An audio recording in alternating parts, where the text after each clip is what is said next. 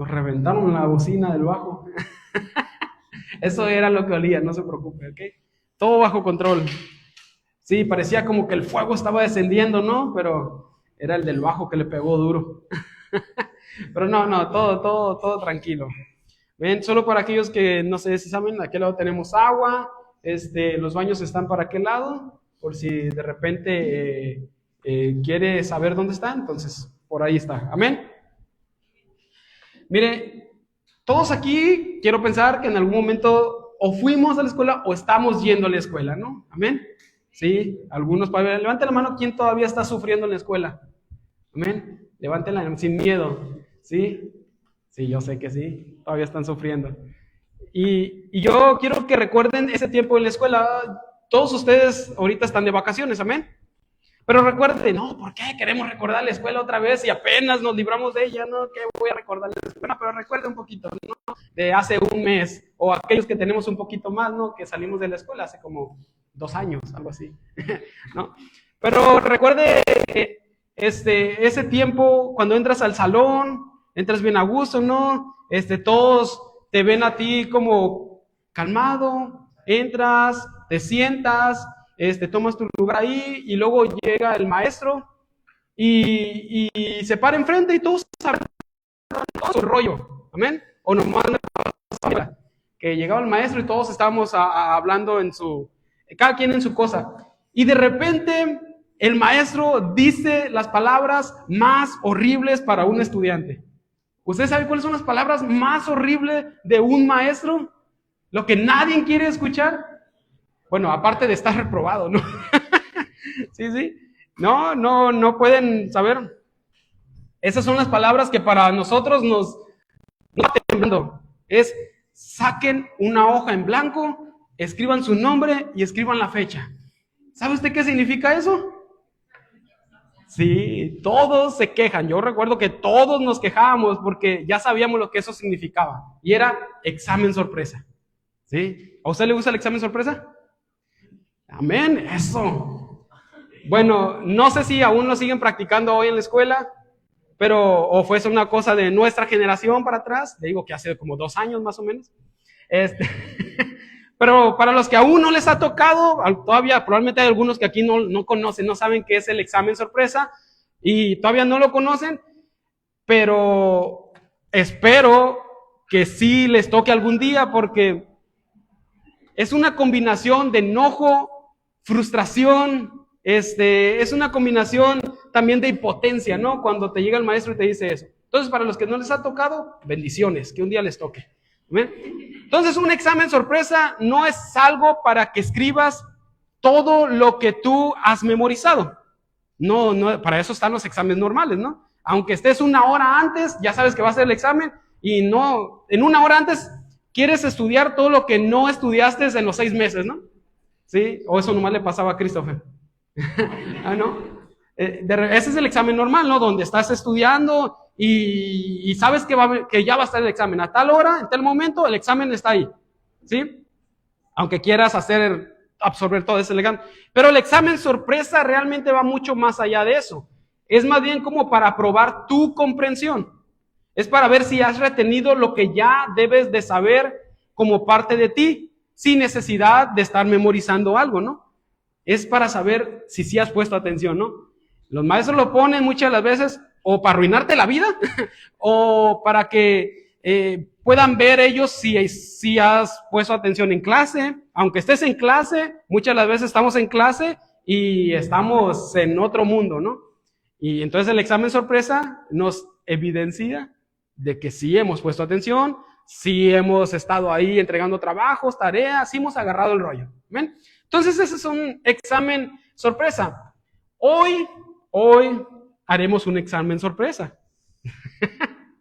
Ya vi unas caras por ahí que decían, no hombre, pues si reprobé en la escuela y el brother viene aquí y quiere que repruebe en la iglesia también, ¿no?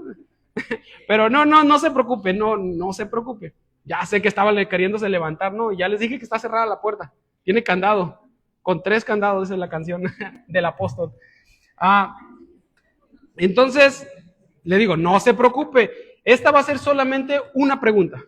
Solo es una pregunta y será revisada por ustedes mismos. ¿Ok? Una pregunta que será revisada por ti mismo. Nadie la va a saber, no tienes que apuntarla ni nada. Y esa pregunta es tan importante porque hay veces, hay personas que tienen años en la iglesia y todavía no saben la respuesta. Es triste y es duro y confrontador porque es una pregunta en la que cristianos de años en la iglesia no conocen esa respuesta. Y la pregunta que quiero que escriban en esa hoja imaginaria, ¿ok? Imaginaria, no se ponga serio, es esta. ¿Qué es el evangelio? Amén. Esa es la pregunta, sencilla, fácil, ¿no? Ojalá si el maestro me lo hubiera puesto, ¿no? Es sencilla la pregunta. ¿Qué es el evangelio? Y hoy quiero compartir con ustedes lo más básico de todo, los fundamentos del evangelio. El título de este mensaje se llama Borrón y Cuenta Nueva, volviendo al modo básico. Muy bien, ¿estamos aquí? ¿Sí? Probablemente algunos de ustedes nacieron en la iglesia, ¿no? Espero que no literal hayan nacido en la iglesia, ¿no? Un parto ahí en medio de las bancas, ¿no? Pero sí nacieron en la iglesia, ¿no? Papás cristianos cuando ustedes nacieron y tuvieron esa oportunidad de crecer, una oportunidad maravillosa, de poder crecer en la iglesia y conoces algo sobre eso. Pero tu corazón realmente no ha comprendido qué es el evangelio. Conoces algo sobre eso, pero no has tenido ese encuentro real con Jesús. No conoces de lleno sobre de qué es el evangelio, ¿no? O quizás tengas algunos años asistiendo a la iglesia. Probablemente tengas unos 5 años, 3, no sé. Pero estás como un poquito lejitos de poder entender qué es el evangelio. Escuchas muchas veces que hablan del evangelio, pero no lo logras amarrar de lleno, ¿no? Sabes cómo decir algunas frases para describirlo, pero no lo amarras completamente. O a lo mejor algunos de ustedes también este año comenzaron a congregarse. Probablemente este año comenzaron a congregarse y todo es nuevo para ti y no tienes ni idea de lo que estoy hablando. ¿Ok? Y está bien, es válido, no pasa nada. Pero al final, cada uno de nosotros siempre tenemos que recordar de qué se trata el evangelio. Porque no importa si tienes un año, unos meses, si tienes 5, 10, 15, 20. Conozco un pastor que tiene 46 años de pastor. Imagínense, entonces no importa el tiempo que tengas en el evangelio. Porque al final de cuentas, el evangelio tiene que siempre ser recordado por todos nosotros.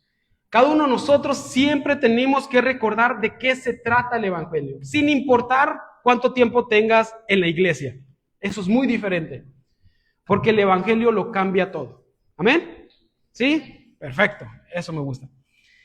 Y la verdad, en esta tarde, me gustaría que cada uno de nosotros, al final de este mensaje, podamos voltear a uno mismo, adentro de nosotros mismos, y digamos, sí, me saqué un 100, mi primer 100 en la vida, ¿no? o un 10, no sé, pero a mí me calificaban con 100, ¿no? Me saqué un 100 en este examen sorpresa, amén, lo va a decir. Entonces, le voy a motivar que le diga al que está a su lado y le diga, pégale ahí un codazo y dígale, hey, vamos a sacar 100, ¿sí? Vamos a sacar 100. Y usted contéstele, no, yo soy puro de 60. No le diga eso.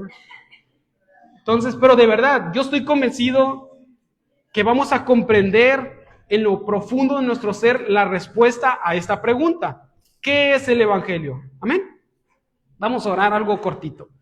Padre, te pedimos en esta tarde, Señor, que podamos entender esto que tú traes para nosotros. Que podamos comprender, Señor, lo que tú nos quieres decir, Dios, a través de la palabra. Que nuestros corazones estén abiertos, receptivos, Señor, y que cualquier obstáculo que esté ahí estorbando, Padre, sea quitado y removido por ti. Porque sinceramente yo deseo poder entender que tú quieres hablarme hoy. Padre, te entrego mi tiempo, mi disposición, para que tú puedas hacer de él lo que tú quieras, Señor. En el nombre de Jesús, amén y amén.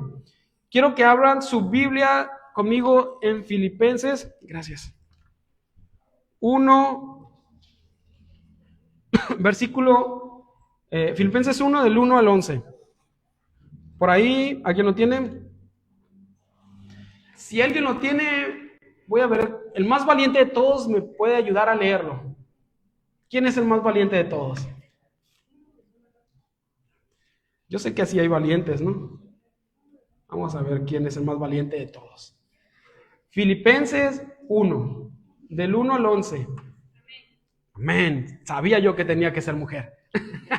Gloria a Dios por eso. Pablo y Timoteo, siervos de Jesucristo, a todos los santos en Cristo Jesús que están en Filipo, con los obispos y diáconos. Gracia y paz a vosotros de Dios, nuestro Padre y Señor. Oración de Pablo por los creyentes. Doy gracias a mi Dios siempre que me acuerdo de vosotros, siempre en todas mis oraciones rogando con gozo por todos vosotros, por vuestra comunión en el Evangelio desde el primer día hasta ahora, estando persuadido de esto, que el que comenzó en vosotros la buena obra la perfeccionará hasta el día de Jesucristo. Como me es justo sentir esto de todos vosotros, por cuanto os tengo en el corazón y en mis prisiones y en la defensa y confirmación del Evangelio. Todos vosotros sois participantes conmigo de la gracia, porque Dios me es testigo de cómo os amo a todos vosotros en el entrañable amor de Jesucristo. Y esto pido en oración, que vuestro amor abunde aún más y más en ciencia y en todo conocimiento, para que aprobéis lo mejor, a fin de que seáis sinceros e irreprensibles para el día de Cristo, llenos de fruto de justicia, que son por medio de Jesucristo para gloria y alabanza de Dios. Amén, amén. Ok, entonces esta carta fue escrita por el apóstol Pablo, ¿no? Y su aprendiz Timoteo. Mire, a la iglesia que plantaron en la ciudad de Filipo, más o menos una década antes, ¿no? Eso es lo que dice, a donde fue esta carta. Cuando está escribiendo esta carta, él está bajo arresto. Lo que llamaríamos como bajo arresto domiciliario, ¿no? Como él está bajo arresto en casa en la ciudad de Roma. Pero esta carta es conocida como la carta más alegre. ¿Quién puede escribir estando arrestado, no? Si de repente te mandan a tu cuarto y no, hombre, que vas a escribir algo bueno, ¿no? Feliz de estar escribiendo porque estoy en mi cuarto encerrado. No, pero es una de las cartas más alegres porque Pablo escribe sobre lo básico de la vida cristiana, lo básico. Pero quiero que antes de avanzar, que entendamos una cosa. Lo básico no quiere decir que es algo sin chiste, ¿no? Que es algo como sin sabor, que es algo muy tenue. No. Lo básico significa las bases.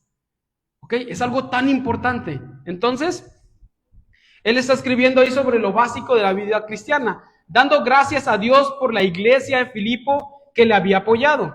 ¿Ok? Entonces, Pablo es animado por esta iglesia porque les dice, ustedes han participado en el Evangelio, participan conmigo en la gracia de Dios. Pero escuche, porque su oración para ellos es que sigan creciendo. Él no les dice, ya han llegado hasta un punto y súper increíble y maravilloso y está bien hasta ahí donde están. No, la oración siempre es que sigan creciendo, que sigan avanzando. Es lo que Él les está como buscando que hagan, ¿no? Y que ellos puedan realmente comprender el Evangelio y vivir como hijos de Dios para la gloria de Dios. Qué hermosa carta de alegría, ¿no? Les está motivando, les está empujando, les está diciendo, sigan hacia adelante, caminen, vamos, el Evangelio lo es todo, llévenlo a los demás, ¿no? Y eso que Él está diciendo ahora mismo, yo les quisiera decir a ustedes también. El mismo deseo que Pablo tenía para la iglesia de Filipo es el mismo deseo que todos nosotros queremos para la nueva generación, ¿no? Para ustedes, esa generación que viene para atrás, que sean una generación que refleje la gracia de Dios a cada persona con la que interactúen. Que sean una generación que refleje la gracia de Dios a cada persona con la que interactúen. Amén. Dios me lo bendiga, pásele adelante. Amén. Vamos a darles un poquito para que se acomoden, ¿no? Entonces, ¿qué fue lo que dije? La gracia de Dios a cada persona con la que interactúen. Y yo sé que algunos de ustedes están pensando y están ahorita pensando? Y la respuesta es sí. ¿Ok? Sí a lo que están pensando. Sí tienes que mostrar la gracia hacia ese compañero latoso en la escuela, porque todos tenemos un compañero latoso en la escuela, y si no lo tienes, tú eres el compañero latoso, ¿no? Entonces, sí, tienes que mostrar gracia hacia ese compañero enfadoso en tu salón o en el trabajo, ese que no te deja, que está ahí, tienes que mostrar gracia hacia él. Y de igual manera también tienes que mostrar gracia hacia ese maestro que te reprobó o hacia ese patrón o jefe que te trata mal o que te trató mal, ¿no? Y sin duda alguna debes y puedes mostrar gracia a esos que en algún momento te hicieron sentir pequeño, que te menospreciaron, que te humillaron, a esos que te trataron mal. Cuando realmente comprendemos lo que la gracia de Dios hace en nuestras vidas, seremos un reflejo de Dios hacia los demás. No es sencillo, porque nuestro instinto siempre va a ser, bueno, si me hacen algo, si me hacen un mal, les pago con mal, ¿no? Si me humillan, yo también busco la manera de humillarlo, ¿no? Si me golpean, yo voy a tratar también de hacerle algo. Es el instinto, es la naturaleza, pero eso no lo hace aquel que ha entendido el evangelio. ¿Estamos aquí todavía? Amén. Así que debemos nosotros primero comprender esa gracia. Para poder dar algo, tenemos que entenderlo primero. Para poder nosotros dar esa gracia que el Señor nos ha dado, primero nosotros tenemos que comprender esa gracia que Dios nos ha dado. Y entonces volvemos a la pregunta inicial. ¿Qué es el evangelio? ¿Qué es el evangelio? ¿Qué es este evangelio por lo cual Pablo está preso? Ahora mismo en la carta de los Filipenses, ¿por qué el evangelio lo llevó a Pablo a la cárcel? No, el evangelio que la iglesia de Filipo ha logrado entender para que no solo digan, sí sabemos el evangelio, o sí crecí en el evangelio, o tengo 20 años en la iglesia, ¿no? Muchas veces, ¿cuánto tiempo tienes conociendo a Jesús? No, tengo como 15 años en la iglesia. No, esa no fue la pregunta, ¿no? No te estoy preguntando sobre cuántos años tienes en la iglesia, ¿no? Entonces, sino que podamos decir, yo vivo el evangelio. Yo vivo el evangelio, porque el evangelio lo cambia todo. Y esas son las mejores noticias, ¿amén? Las mejores noticias. El evangelio lo cambia todo. Y entonces, volvemos a lo básico. Porque esto apenas fue la introducción. Santo, ya olieron a quemado, entonces se acordaron que dejaron los frijoles en la casa y ahí que mamá los atienda o papá, entonces no se preocupe, amén. El evangelio son las buenas noticias, ¿sabemos eso? Buenas noticias. Y no me refiero a esto de que, qué suave, el pronóstico del clima dice, no sé, ahí está checando, ¿no? El pronóstico del clima dice que tendremos un día bonito. Qué suave, qué buenas noticias. No es eso las buenas noticias. O quizás puedes pensar en algo como, mis Pumas ganaron y el América perdió. Bueno, qué buenas noticias puedes decir. Pero no me refiero a eso tampoco. Y para aquellos que ya tienen una pareja, déjame decirte que buenas noticias tampoco se refiere que este fin de semana no te va a visitar la suegra. ¿Ok? Tampoco esas son, sí son buenas noticias, pero no son las buenas noticias, ¿ok? A lo que me refiero es que el evangelio son las mejores noticias jamás recibidas para la humanidad durante toda la historia, ¿no? Son esas las mejores noticias que pudimos haber recibido cada uno de nosotros. Pero como dicen por ahí, ¿qué quieres primero? ¿Qué es lo que quieres primero? ¿Las buenas o las malas? Bueno, les voy a aventar las buenas primero porque ahí empieza lo que es la historia. El evangelio no solo empieza cuando Jesús vino a la tierra, ¿ok? El evangelio no se trata solamente del momento en el que Jesús nació. El evangelio viene desde Génesis 1. Desde antes de lo que nosotros pensamos, el evangelio viene desde muy, muy lejos.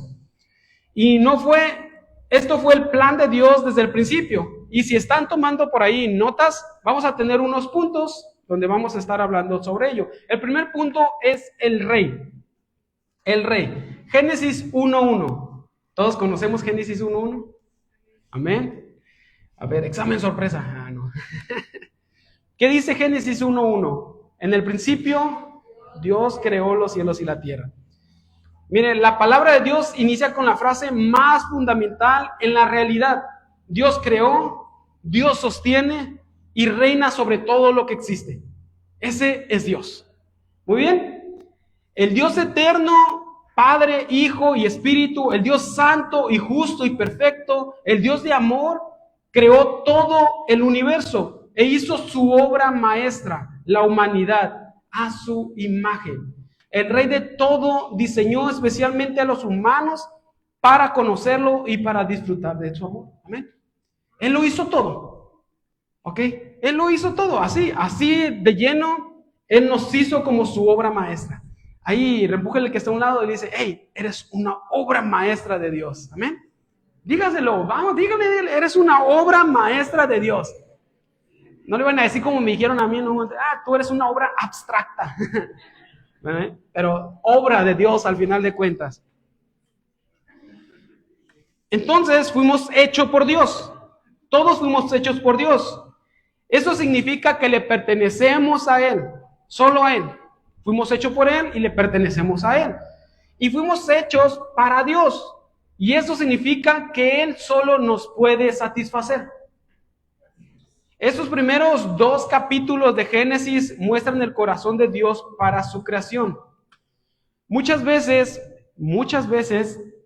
la humanidad intenta rellenar ese espacio. ¿Con qué intenta rellenar ese espacio que solo Jesús puede llenar? ¿Con qué? ¿Usted qué piensa que trata siempre las personas de rellenar ese espacio? ¿Con qué? A ver, dígame. Amén, ya se entregó la primera. ¿No es cierto? Amén. Con cosas materiales, con relaciones frustradas, ¿no? De repente también con deseos, con vicios, ¿no? Dinero, casas, autos, alcohol, drogas, relaciones, X y un montón de cosas que usted puede, que al final de cuentas vuelven a regresar peor a como estaban al principio. Porque es un espacio en el que nada puede rellenarlo más que solo el Señor Jesucristo. ¿Okay? Decía mi esposa el otro día, ese espacio tiene la forma de Jesús. Nada puede caber ahí más que Jesús. Nada puede rellenarlo realmente más que Jesús. Amén. Entonces, esos primeros 2 capítulos, como le decía, muestran el corazón de Dios para su creación. Y Él buscaba tener una relación íntima con nosotros. Cuando lo vemos, los primeros 2 capítulos de Génesis nos menciona sobre eso. Él buscaba esa intimidad con nosotros y que pudiéramos vivir disfrutando de su amor para siempre. Ese era el plan en Génesis 1 y Génesis 2. Ahí estaba todo. Pero ¿qué ocurrió? ¿Qué fue lo que pasó? ¿No? ¿Qué pasó ahí? ¿Por qué? Si todo iba tan bien, ¿qué pasó ahí? La mujer. Yo sé. No. Pero ¿qué pasó? El segundo punto es la rebelión. ¿La qué? La rebelión. Sí, están en la edad de la rebelión. Mire, ya conocemos la historia. Para la mayoría creo que conocemos la historia. Porque algo pasó en el corazón de la humanidad. Algo ocurrió ahí. Y esos primeros humanos que Dios creó le dieron la espalda. ¿Cómo fue eso? Bueno, buscaron satisfacción en algo aparte de Él. Buscaron satisfacerse en algo aparte de Dios. Y queriendo ser Dios de sus propias vidas, rompieron esa comunión, esa conexión perfecta que tenían con el Creador. Ellos se alejaron de eso que ya habían tenido con el Dios Todopoderoso. Y desde ese primer hombre hasta ahora, cada uno de nosotros nos hemos rebelado contra Él. Aunque usted diga, no, yo nací en la iglesia. No. Cada uno de nosotros nos hemos rebelado contra Él. No importa si naciste en la iglesia o si naciste fuera o si tienes 2 días yendo a la iglesia. Cada uno de nosotros nos hemos rebelado contra el Rey. Y como consecuencia, Dice Romanos 1 que la ira de Dios viene revelándose sobre los injustos. Ahí están las malas noticias. Que la ira de Dios está sobre los injustos. Ahí están las malas noticias. ¿No nos gustan las malas noticias? ¿No te gusta que te sacaron 59.99 y no sube a 60? No nos gustan las malas noticias, pero ahí están. Romanos 3:23 dice esto. Dice que todos hemos pecado y somos privados de la gloria de Dios. Eso por lo cual fuimos creados en Génesis 1, eso por lo cual cada uno de nosotros fuimos creados, ahora somos separados, ¿no? Y quiero que entendamos algo que muchas veces es fácil pensar sobre el pecado, ¿no? A veces vemos el pecado como algo no muy grave. A veces vemos el pecado como algo pues tan común que ya no nos parece tan grave. Vemos de repente, no sé, algo así como que, no, me porté mal y Santa Claus me puso en la lista negra, chale, me va a dar carbón, ¿sabe? Algo así de repente lo vemos, o no sé, un niño pequeñito va y le pega a su hermano más grande y dices tú, uy, qué tremendo, ¿no? Pero qué lindo se mira pegándole a su hermano. A veces vemos así como el pecado, algo como que sí está mal, pero no tanto. Y entendamos algo importante con todo esto, ¿no? Que cuando la Biblia habla del pecado, está hablando sobre una traición cósmica. Ya no suena tan inocente el pecado, ¿eh? Que cuando la Biblia habla sobre el pecado, habla que nos hemos rebelado contra el Rey mismo. Tú y yo, tus papás, tus hermanos, tus hermanas, hasta tu suegra, ¿no? Se ha rebelado contra el Dios mismo. El pecado, eso es lo que es. El pecado se trata más de relación que de comportamiento. Cuando Adán y Eva pecaron contra Dios, no solo fue upsi, se portaron mal, ¿no? No fue de que, qué mal se portaron, chale, ¿no? Sino fue algo más profundo, fue una traición desde el corazón.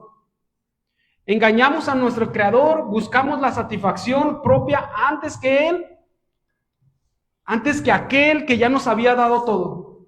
Eso, el pecado, siempre nos lleva a una situación en la que nosotros no tenemos como salida. Mire, Isaías 59:2 dice esto: las iniquidades de ustedes los separan de su Dios. Más malas noticias. El resultado de nuestra rebelión voluntaria es un abismo. ¿Qué es eso? Bueno, que es una separación entre nosotros y nuestro Creador. Y estamos justamente sujetos a la ira de Dios. Justamente, es justo que la ira de Dios esté sobre nosotros por nuestro pecado. Y justamente, ¿por qué digo justamente? Porque Él es el Rey perfecto. ¿Y cuál es el castigo de los que se rebelan contra un rey?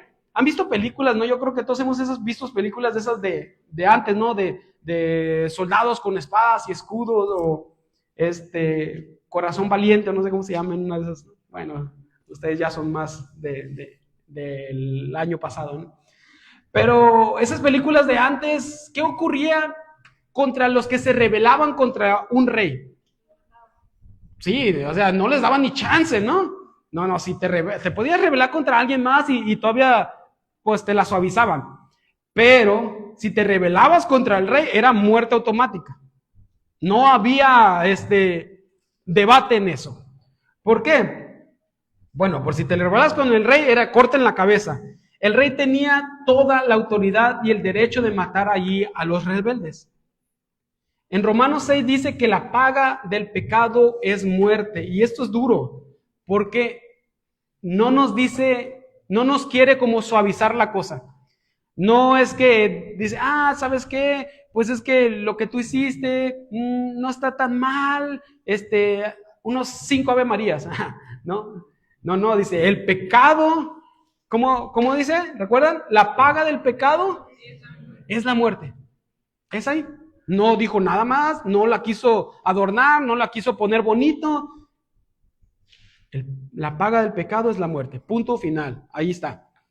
Pero presten atención porque sé que a veces batallamos con esto y es una pregunta muchas veces válida. Que ¿por qué Dios tiene que castigar si es un Dios de amor? ¿Por qué Dios castiga si es un Dios de amor? ¿O por qué no solo perdona y ya? ¿Ok? Sí, si yo me equivoqué, yo estoy viviendo en pecado y yo no me arrepiento, pero ¿por qué no solo me perdona y ya, no? Sin que yo haga nada, sin que yo realmente me arrepienta de estas cosas. ¿Por qué no solo me perdona y ya? Pues es un Dios de amor. Mire, pero no solo es una regla arbitraria que está puesta ahí nomás, sino que Dios tiene que castigar el pecado porque Él es el Rey, Él es el Todopoderoso, porque Dios... Mire, es por si Dios solo perdonara el mal sin que nadie se responsabilizara de ese mal, no sería justo, ¿no? Se lo voy a dejar más barajeado. Si Dios dejara pasar el pecado, suponiendo que Dios te dejara pasar el pecado sin que hubiera un arrepentimiento de ti, si solo lo dejara pasar y Él mirara el mal y volteara su mirada para otro lado, ¿no? Ves que estás equivocándote, ves que estás pasándote la raya, estás pecando. Y si Dios dijera, bueno, no se ha arrepentido, pero voy a voltear para otro lado, ¿no? Si solo Dios hiciera eso y volteara su mirada a otro lado, estaría violando su misma naturaleza. Él ya no podría ser ese Dios justo y ya no podríamos confiar en Él. Pero tiene que tratar con el pecado porque Él es un Dios justo. ¿Cómo confiaríamos en un Dios que se hace de la vista gorda, ¿no? ¿Cómo confía usted en la policía si se hace la vista gorda? Ya no entro en eso mejor, que me van a multar al rato. Pero ¿cómo confiarías en un Dios que se hiciera de la vista gorda ante los pecados de la gente? ¿Cómo puedes confiar en ello? La historia se hubiera leído así, ¿no? Al final de cuentas tenemos a un Dios justo, a un Dios justo. Y si nosotros pudiéramos ver la historia, esta pudiera ser algo así. Y Dios les dijo, no toquen o no coman de ese árbol o morirán. Pero lo tocaron, comieron de su fruto y murieron. Fin. Eso hubiera sido, ¿no? También. Se acabó. Pues cruzaron la línea, se quemaron y ahí estuvo. Y hay algo hermoso aquí porque Pablo en Efesios 2, 1 y 3 dice esto. Ustedes estaban muertos en sus transgresiones y en sus pecados. Éramos por naturaleza objeto de la ira de Dios. Pero, ¿en algún momento has pensado el hecho de que tu eternidad depende de estas 4 letras? Pero, todo depende de esas 4 letras. Pero, dice otra vez, ustedes estaban muertos en sus transgresiones y pecados. Éramos por naturaleza un objeto de la ira de Dios. Y el tercer punto es el rescate. Algo pasó en la historia que cambió todo para los que creen y para los que confían en Dios. Para ellos, para nosotros es lo que cambió todo. Y eso es el pero. Efesios 2, 4 y 5 dice, pero Dios, que es rico en misericordia, por su gran amor por nosotros, nos dio vida con Cristo. Aun cuando estábamos muertos en pecado, por gracia, ustedes han sido salvados. Qué hermosas y buenas noticias. Ahí están más buenas noticias. ¿Querían buenas noticias? Ahí están.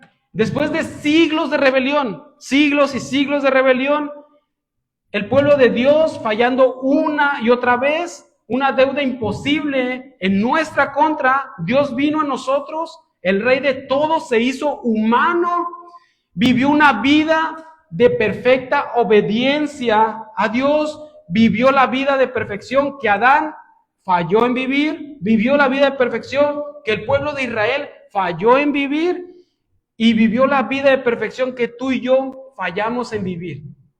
Hizo lo que nadie podía hacer, hizo lo que nadie más hubiese podido hacer. Porque Jesús se hizo obediente hasta el punto de muerte. Incluso una muerte en la cruz, ¿no? El que había hecho la ley la guardó. Y después murió por los que la habían violado. Cristo murió en la cruz. Y en la cruz Dios castigó a su Hijo perfecto por los pecados de todos los que no somos perfectos. Ahí. Jesús pagó nuestra deuda y así nos justificó. Amén. Mire, hablamos antes de que Dios es justo y por eso tenía que castigar al pecado, porque por su inmensa justicia no podía solo dejar pasar el pecado, tenía que ser castigado. Y la palabra justo en el Nuevo Testamento es un término que se usaba mucho en el mercado, ¿no? Que cuando iban a comprar algo y tenían una balanza, ¿saben qué es una balanza, no? Sí, así es. Entonces, en esa balanza, pues pesaban, ponían, no sé, yo tengo 3 manzanas y de este lado pongo 2 mangos, y si equilibraban, era justo, ¿no? Estaba bien, estamos bien, ¿no? Eso es la palabra justo, lo que viene en la Biblia, ¿no? Con nuestro pecado, nosotros quedamos debiendo una cantidad inmensurable. Está la balanza así, pero nosotros con nuestro pecado queda la balanza completamente movida, ¿no? Desbalanceada. Y voy a tomar este ejemplo que hace tiempo mi esposa lo trajo aquí y me encanta porque es muy buen ejemplo. Imagínense que entro a la Coppel. Yo sé que los que vienen de afuera, Coppel, no, ya tienen mucho, pero para nosotros de San Quintín tenemos una Coppel hace poco. Y sí, ríanse también, nosotros nos encanta el reino. Tenemos una Coppel, entonces vamos a poner el ejemplo de la Coppel. Entonces imagínense que entro a la Coppel y quiero comprar una tele. Agarro mi tele de, no sé, 70 pulgadas, ¿no? Y ahí la llevo y me dice el supervisor de la tienda, hey, cuidado con la tele, no te vayas a golpear, no te vayas a tropezar. Y yo por confiado y orgulloso, yo le digo, oh padre, pues si yo voy al gimnasio, mire, le muestro los brazos, ¿no? El abdomen. Si yo voy al gimnasio, puedo con esto y otra tele más, échame otra tele, ¿no? Y entonces yo voy caminando y justo después de haberle dicho eso, me tropiezo. Y ¡zas! La tele sale volando por allá y se estrella con más teles. Y no sé, ¿ustedes han visto esas películas donde están en la biblioteca? ¿Sí? ¿Han visto esas que están peleando y se cae un estante? ¿Y qué ocurre con los demás? Cae y se hace un desastre, ¿no? Ahora imagínense eso, que sale volando la tele y pega un estante y luego un estante tumba al otro y luego al otro y luego el área de electrónica empieza a hacer algo así como ese, ¿no? Un humaderón que desprende y huele a quemado y salen chispas y luego las chispas pegan en el área donde está la ropa de Coppel y se empiezan a incendiar y todo se empieza a quemar y en un abrir y cerrar de ojos todo está lleno de llamas, ¿no? Todo está quemado, destruido, hecho pedazos. Son millones, ¿no? Quizás billones de pesos que ahora yo debo. O debía, porque ya me voy. No. Aunque trabajara toda mi vida para pagar esa deuda, jamás lo podría pagar. Jamás. Es una deuda imposible. Cuando Jesús murió en la cruz, tomó toda nuestra deuda sobre sí mismo y la pagó. Toda nuestra deuda. Él la pagó en la cruz. Y qué gran misericordia, ¿no cree? Misericordia incomprensible de que no nos hizo pagar la deuda que debíamos. Pero hay más todavía, porque muchas veces pensamos en el Evangelio y nos quedamos en la cruz.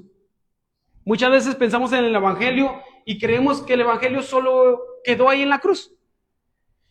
Pero no. Jesús murió en la cruz para perdonar nuestros pecados.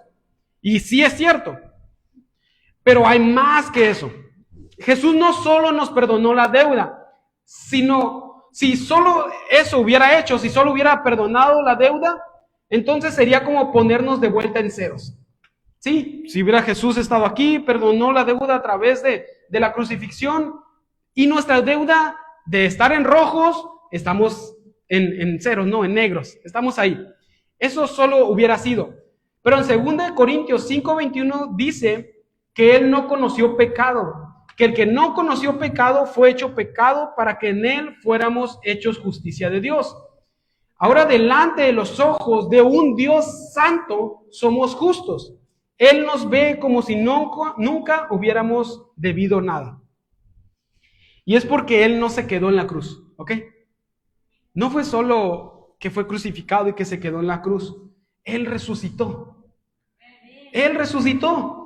Y eso no fue como un extra a la historia, no fue de que, bueno, pues murió en la cruz, ya me perdonó los pecados y bueno, pues resucitó, ¿no? Fue algo extra, fue un poquito más a la historia.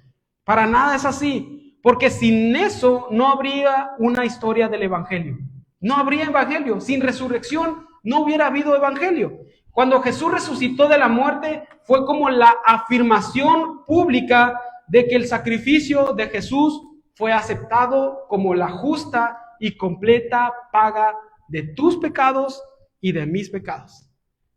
Eso fue una afirmación. La resurrección fue una afirmación diciendo, hey, la paga ha sido aceptada. Amén. Billones de pesos debiendo la Coppel, ¿no? Llega alguien, la paga. Ahí, en corto, a ver, échale aguacate. Lo pago todo. Imagínate. Qué increíble, ¿no? Qué maravilloso de estar en una posición así. Entonces, misericordia es que no recibimos el castigo que merecíamos. Fuimos perdonados. Eso es misericordia. Es que no recibimos el pecado que sí merecíamos. Eso es misericordia. Y gracia, ¿qué es gracia? ¿Alguno de ustedes sabe? Gracia es que nos dio un regalo que no merecíamos. Misericordia, merecíamos el castigo, pero no nos lo dio. Y gracia es que no merecíamos ese regalo hermoso, pero aún así Él nos dio. ¿Estamos? En otras palabras, estábamos en números rojos en nuestra cuenta con cientos de miles de millones en deudas y su misericordia eliminó la deuda. Pero su gracia depositó cientos de miles de billones a nuestra cuenta. Qué hermoso, ¿no? Metí la pata en la Coppel y debo un montón, pero llegó alguien y la pagó. Pero no solo eso, llegó alguien y me depositó miles de billones de pesos en mi cuenta. ¿Qué harías con miles de billones de pesos? ¿Qué harías? Lo que sí haría es que no estuviera aquí, estuviera en Dubái. ¿Qué harías con esa cantidad? ¿Qué harías con esa cantidad inestimable? Ni siquiera sé cuántos ceros lleva, ¿no? A ver, contadores, por ahí hay uno que otro. No, tampoco contadores, ¿no? ¿No? Entonces, ¿qué harías con todo eso? La gracia. La gracia. ¿Qué haces con la gracia? Esos miles y millones. ¿Qué haces con esa gracia? Algo que no merecíamos, ese regalo que no merecíamos, pero Él nos dio.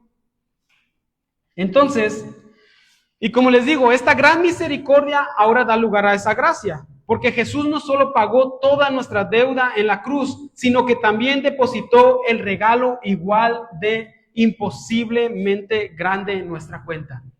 Y ahora no solo debemos billones de pesos, sino que nos ofrece depositar esos billones en nuestra cuenta. Pablo en Efesios 2 dice esto, que lo que recibimos por gracia mediante la fe es un regalo de Dios completamente gratis, ¿ok? Completamente gratis, y no por nada que nosotros pudiéramos hacer, sino completamente por lo que Jesús ya hizo. Porque no se trata de lo que tú hiciste. No, es que yo nací en la iglesia, o yo tengo 5 años, o yo de ahora en adelante me estoy portando súper bien, me levanto las mañanas, hago esto, hago lo otro, yo estoy en la iglesia cada vez que hay servicio, cada vez que hay oración, yo sí hago esto, yo sí participo, yo, ¿no? Pero no es por lo que tú haces. Gloria a Dios, porque eso viene cuando uno entiende a quién le sirves, pero no es por lo que tú haces, es por lo que Jesús ya hizo en la cruz. Amén. Y esto nos lleva a nuestro último punto, la respuesta. Y no es posible que todo esto nos haya pasado sin que respondamos a algo, ¿no? Imagínate, tenías la deuda enorme y la pagaron y de repente ahora tienes un montón en tu cuenta y tú así como que, qué chido, ¿no? Qué suave, sigo todo igual, no pasó nada, aquí la vida sigue igual. ¿Crees que eso fuera posible? ¿Crees que es posible vivir sin tener una respuesta a lo que Dios ya hizo por nosotros? ¿Es posible seguir siendo igual? ¿Es posible caminar igual sin una respuesta? Miren, cuando tropezamos con la tele y se quemó y toda la Coppel ardió en llamas, ¿no? Lo que pasa es que al tropezar, supongamos que nos pegamos en la cabeza y me desmayé. y ni siquiera supe la deuda imposible que había causado. Pero Jesús hizo todo por mí antes de que yo supiera. Antes de que yo me diera cuenta de la deuda enorme que yo tenía, Él ya la había pagado, ¿no? Él ya había hecho eso por mí. Al despertar, de repente abrí los ojos y al darme cuenta de todo lo que pasó, ¿cómo voy a responder ante eso?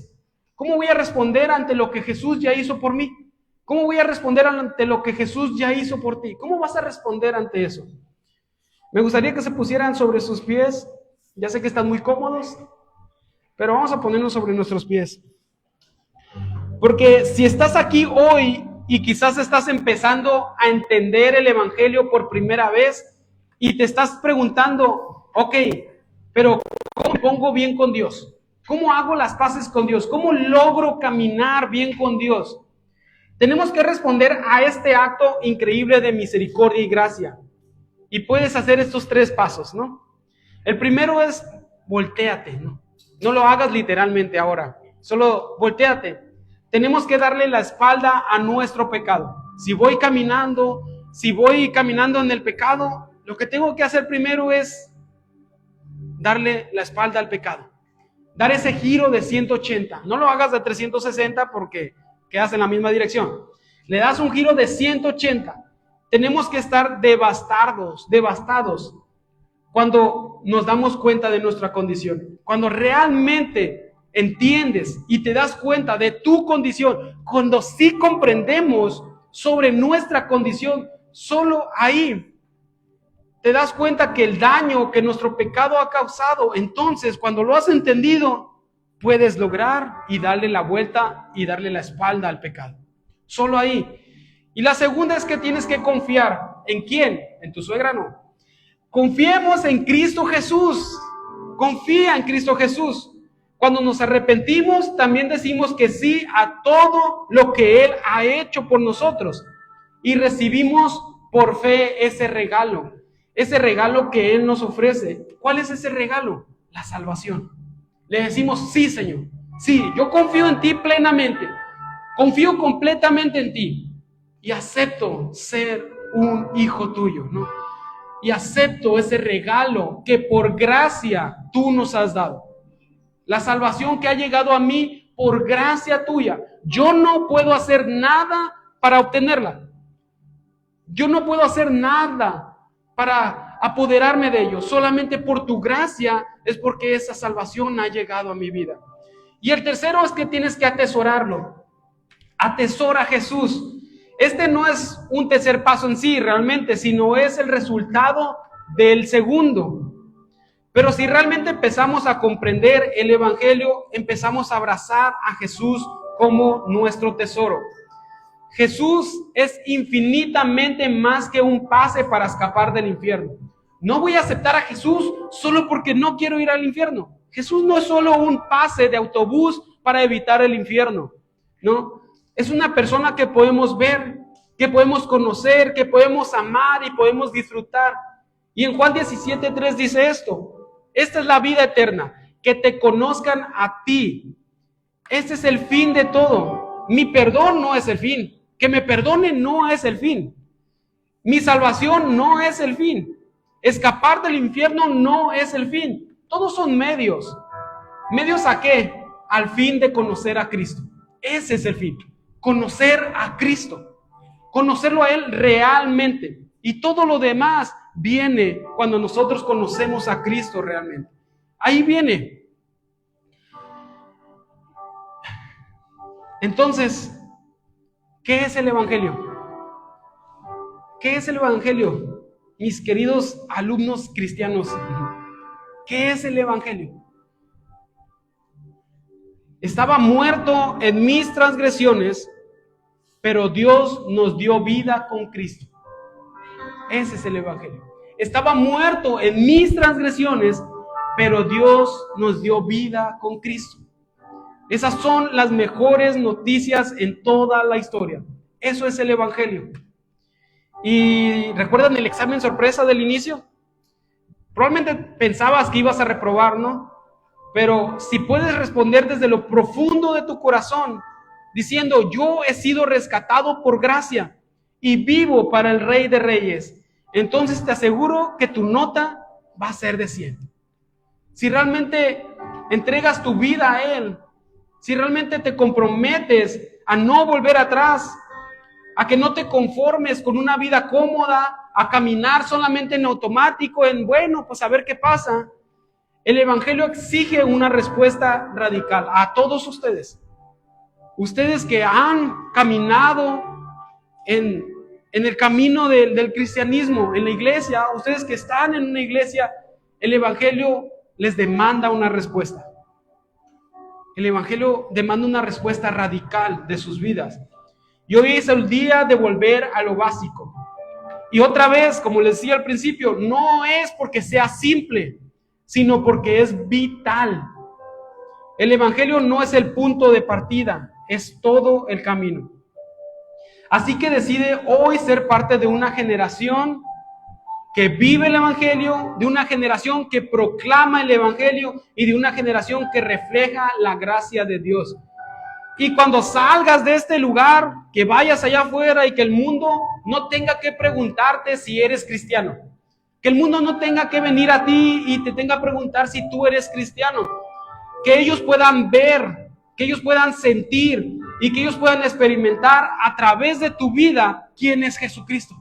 Que ellos puedan ver a Dios, al Señor Todopoderoso a través de tu vida. Que no necesiten venir a preguntar sobre ¿eres cristiano? Sino que cuando ellos te vean puedas reflejar a Jesús y digan, Él es cristiano. Amén. Entonces, ¿cómo vas a responder al Evangelio? ¿Cómo vas a responder a las buenas noticias? Padre, esta tarde